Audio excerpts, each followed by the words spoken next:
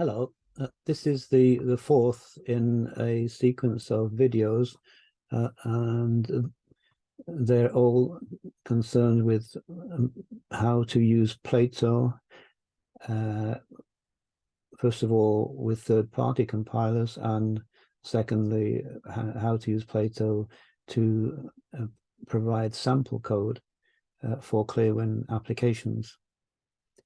In this final video in the sequence, I'm going to create the basis of an application, going through some of the features mentioned in previous videos. So let's have a create a new project for our present demonstration. And I'm going to create a ClearWin application with a view to allowing it to be compiled with a third-party compiler. I'll give it a name. I'm going to call it My App, and use the default location, create some code to go in it. My initial code, let's keep the name dialog1 for the name of the dialog. I'm going to have a caption which will be, it's going to be a basic editor, so I'll call it My Editor, and I'll put in an edit box and a single button which I'll use for exit. So if I add the code, and because it's for third-party compilers, we've got this ClearWin interface using the ISO C binding, and all of our ClearWin application, ClearWin routines end up with a dollar sign. So we'll start, just have a look to see what that gives. So initially, we have simply a caption, an edit box, and an exit button. And then we can begin to add components, and the first thing that I will add is a standard menu bar. So the natural place for that to appear is after the caption, although it can go anywhere. So we'll put it there and press Alt and W to provide a pop-up menu, and from that I'm going to choose to create a menu, and it is a main menu. In fact, the menu bar will have File, Edit, and Help on it. Those are what I want. For the file, if I click on that main item, then I can add the drop-down items here in the second edit box. And in that, I want to have open, semicolon to separate it, save, semicolon, and exit. For the edit menu item, I want to have cut, copy, and paste. And then for the help menu item, I want about, and that's on its own. So let's go back to the main file menu. For open, I can add an accelerator, and the key I'm going to use for open is a capital O with a control. For save, I want capital S, and Control. And I'll leave the exit alone. Let's go on to the edit menu. For cut, I have cut is X and Control. For copy, I have C with a Control key. And for paste, I have V again with the Control. So that's probably all the Control keys we need. So let's see what that generates. We'll run it, see if it works. Edit, open, Control O, save, exit, edit, cut, copy, paste, help, about. So there we have the main menu. But at the moment, the callback is all CB. It's just that one callback provided and doing nothing at all at the moment. It's just a blank function. Well, before we go on to fill in some of the details, let's generate a toolbar, and that naturally would come after the menus. Again, it doesn't matter where we put it, but we'll put it after the menu, Alt and W, and this time we'll find in this list, we'll find where we can put in a toolbar. Well, there we go, toolbar. Now we come up with a standard form of the toolbar, and in fact it's one of a number of forms. The first one is called standard, the second one is called view, and the third one is called history. Those are all provided within the Windows API. And I'm going to use the first one, which is the simplest, or the most comprehensive. In addition to those, you could also provide your own images in the form of a bitmap strip, but I'm not going to do that. In this case, I'll keep it fairly simple and use the standard image strip provided.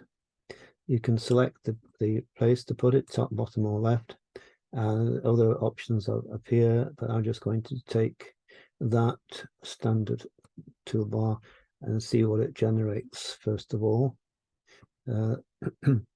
It comes up with these 3 buttons, and they correspond to the index and the button style for the buttons. The button style 0 corresponds to a push button.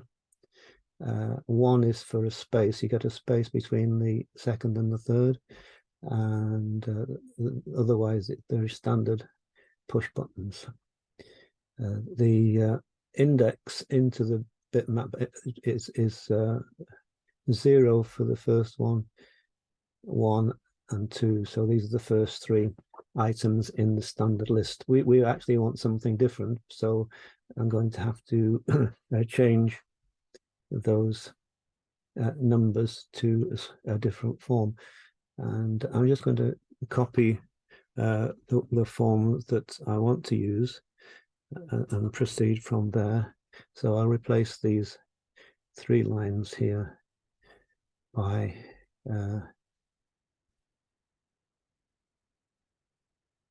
those, and see what that generates. This time we have open and save, cut, copy, paste on the toolbar. So that's again, we've got the details to connect up, but before we do that, we'll add one final component, which is a status bar. And again, a status bar can go anywhere, but I'm going to, I think it's natural to put it at the end. So again, Alt and W, and we'll look for a status bar. Here we go. That's what we've got. And in fact, I'm going to use it with a grave accent so that the any help strings that are on the added to the menu items will appear in that status bar. But let's just make sure that it has been generated. Okay, there we have it. We've got the menu, we've got the toolbar, the edit control, which we can type into, a close button, and the status bar, which will be used in due course. But one thing I'm also going to add is I would like this edit box here, this RE, to be expandable, and the whole window to be expandable. So let's put the %PV before the edit control, and that will do the trick. So now we've got an expanding window, and we can expand it to the size that we want. So we've got most of the components that we need now, but we will go on and need to add some separate callback functions. Now I'm going to do that, and we'll move on to the next stage after I've done it.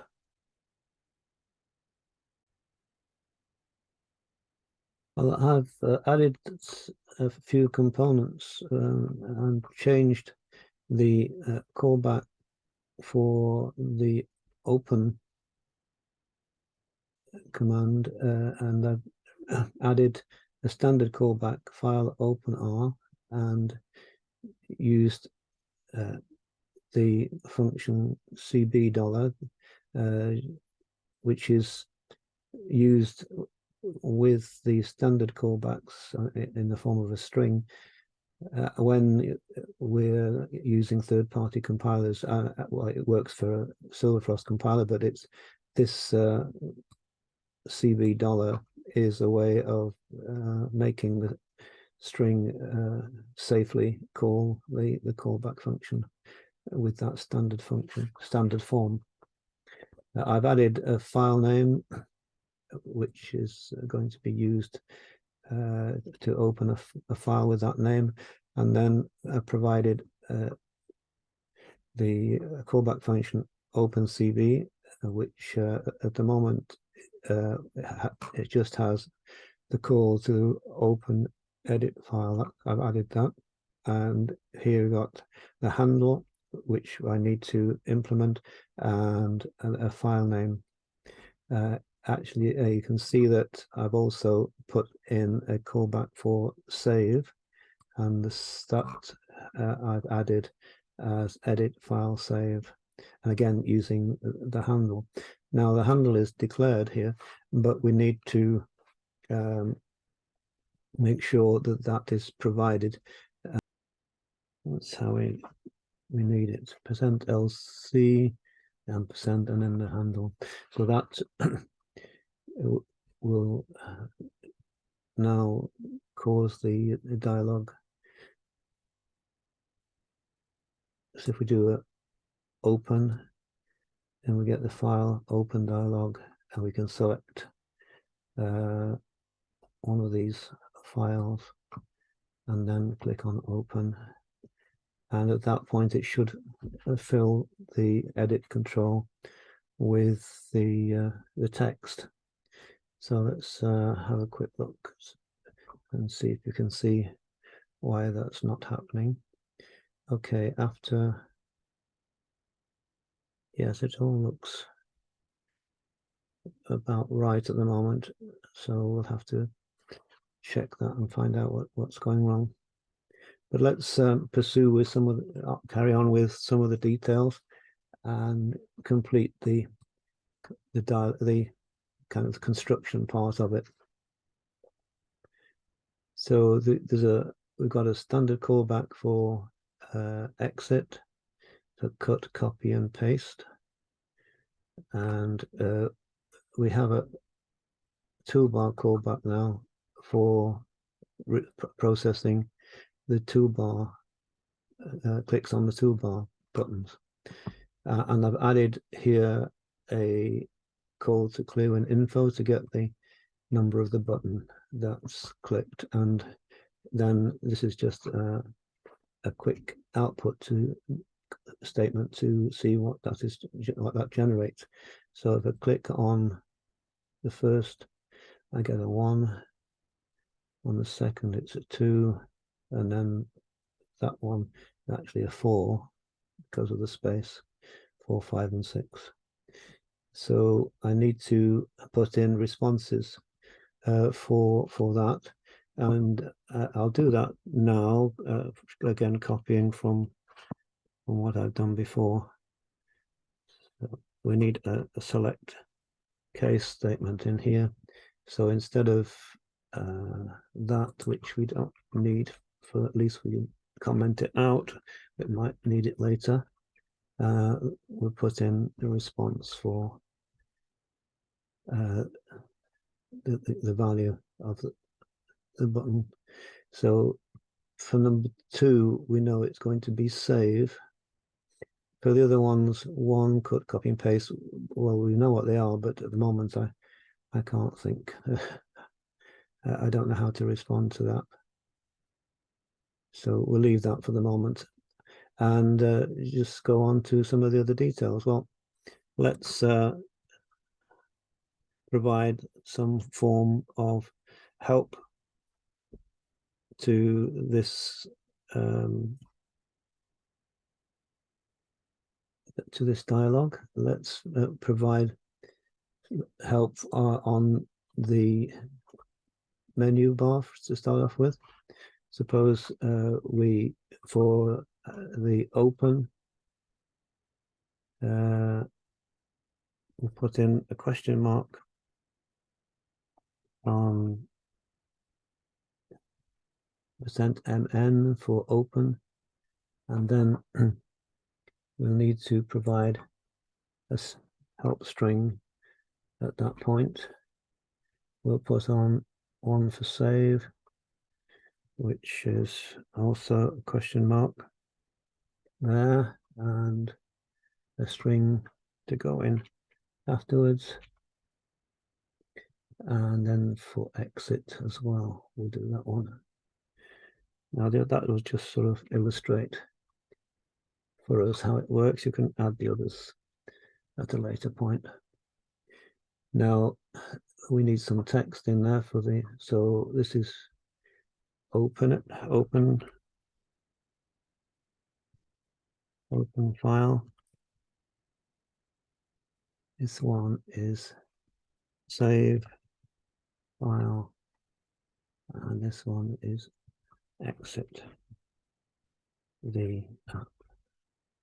Let's see how that goes. We should get the help text coming in the status bar. Now file, open, yes, save, yes, exit, yes, there we go. So that's help for the main menu bar. The toolbar has its own mechanism for help, and you can look into that just by looking at the details for %MB. If I press F1, then you can get the details up there, and you'll find how to add tooltips for the menu bar. Let's illustrate it a bit further though by let's put a help string on this exit button. Again, question mark at that point, and a help string going in brackets, and let's say exit the app at that point. And this time we'll choose to use a tooltip help, and we could put that almost anywhere, but I'm going to put it there. Control and sorry, Alt and W.